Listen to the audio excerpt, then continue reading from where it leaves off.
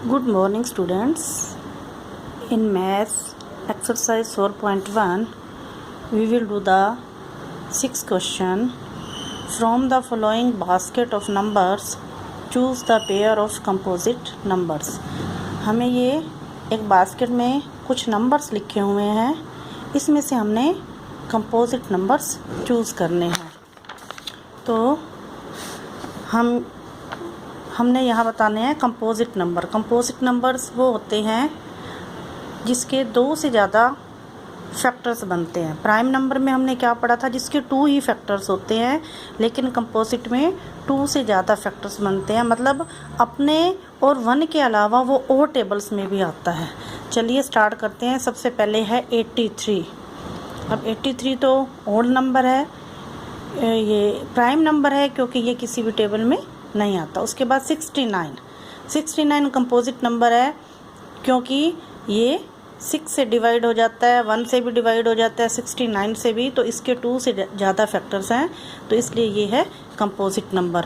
अब composite number में सबसे पहले लिखेंगे 69, फिर उसके बाद 32।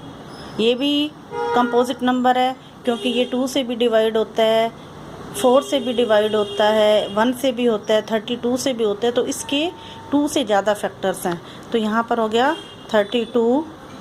उसके बाद 3 प्राइम नंबर है, 19 भी प्राइम नंबर है, 13 भी प्राइम नंबर है, 59 भी प्राइम नंबर है।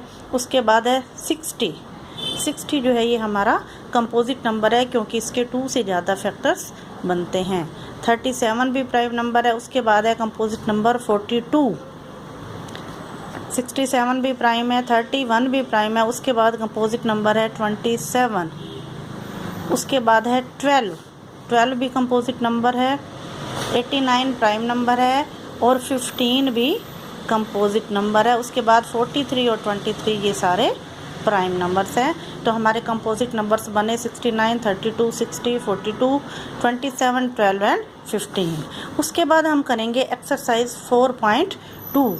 इसमें जो हमारा फर्स्ट क्वेश्चन है उसमें है check whether the following are divisible by 5, कि हमने ये जो हमें ABCD पार्ट्स दिए हुए हैं इसमें हमने ये बताना है कि इसमें कौन कौन से हैं जो 5 से डिवाइड हो जाते हैं।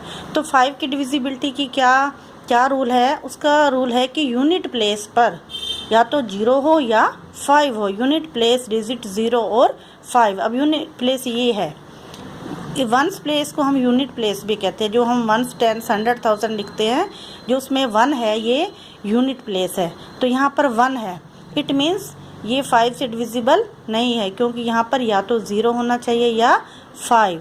तो यहाँ पर हम क्रॉस लगा देंगे। 2, 4, 5, 5 ये यूनिट प्लेस पर 5 है, ये 5 से डिवाइड हो जाएगा, ये भी डिवाइड हो जाएगा क्योंकि यहाँ पर यूनिट प्लेस पर 0 है, और ये भी डिवाइड हो जाएगा क्योंकि यहाँ पर यूनिट प्लेस पर 5 है। तो अब हमें 5 की क्या डिविजिबिलिटी पता लग गई कि उसके यूनिट प्लेस पर या तो 0 हो या 5 हो। उसके बाद नेक्स्ट क्वेश्चन है डिविजिबिलिटी बाय 12 और 24। ये 2 क्वेश्चन हम नहीं करेंगे। उसके बाद हम बी पार्ट करेंगे। Is 16,544 is divisible by 11।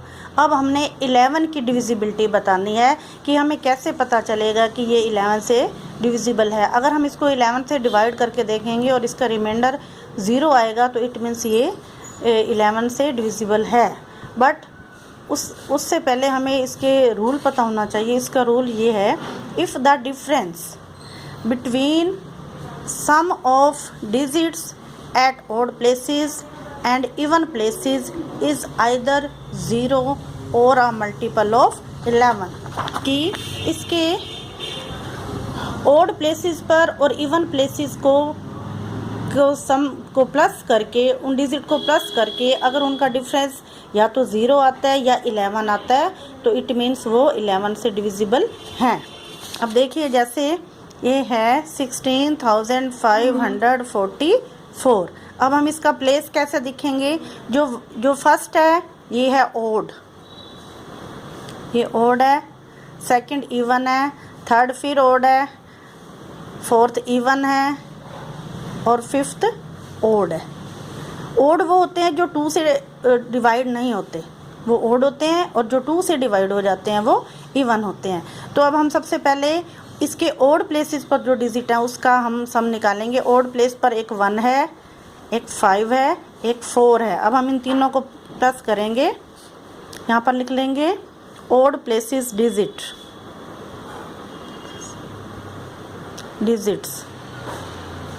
तो ये आ जाएगा 1 + 5 + 4। तो ये क्या बन जाएगा, इन तीनों का टोटल 10 हो जाएगा। 5 और 1 6 और 4 10। अब उसके बाद लिखेंगे इवन प्लेसेस का जो है, इवन प्लेसेस डिजिट्स हैं उनका हम टोटल देखेंगे।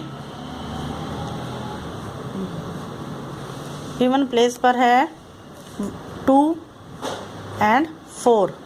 इवन प्लेसेस पर एक 6 है, सेकंड प्लेस जो इवन होता है इस पर 6 है, और जो फोर्थ प्लेस है ये भी इवन है। तो ये दोनों हैं 6 + 4 10। अब इसका भी 10 हो गया, इसका भी। अगर हम 10 में से 10 को माइनस कर देंगे तो ये 0 आ गया। इट मीन्स 16,544 जो है 11 से डिविजिबल है। वैसे इसका आंसर यस ही आएगा, लेकिन ये हमारा डिविजिबल रूल है, ये डिविजिबल टेस्ट है। ओके।